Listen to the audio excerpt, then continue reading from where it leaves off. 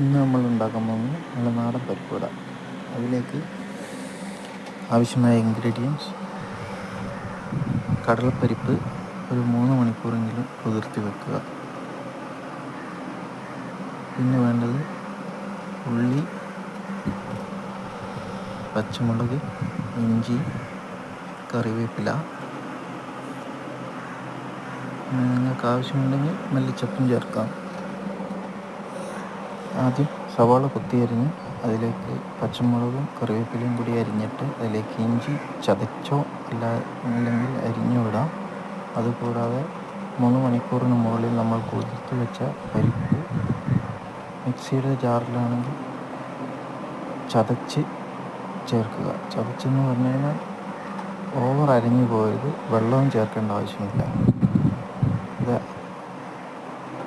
ഇതിൻ്റെ അകത്തേക്ക് ആവശ്യത്തിന് ഉപ്പും ഇട്ട് കുറച്ച് മുളക് പൊടിയും ചേർത്ത് ഒരു ടീസ്പൂൺ മുളക് പൊടി ചേർത്ത് നല്ലപോലെ മിക്സ് ചെയ്യുക.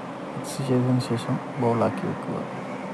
ബൗളാക്കി വെച്ചതിന് ശേഷം എണ്ണ അത്യാവശ്യം നല്ല ചൂടായ എണ്ണയിലേക്ക് കൈകൊണ്ട് ജസ്റ്റ് പ്രസ് ചെയ്യുക, അതിലേക്ക് ഇടുക. ഒരുപാട് പ്രസ് ചെയ്യാതെ ഇട്ട് കഴിഞ്ഞാൽ നല്ല സോഫ്റ്റായി നല്ല പരിപ്പ് വട നമുക്ക് കിട്ടും. Please subscribe and follow.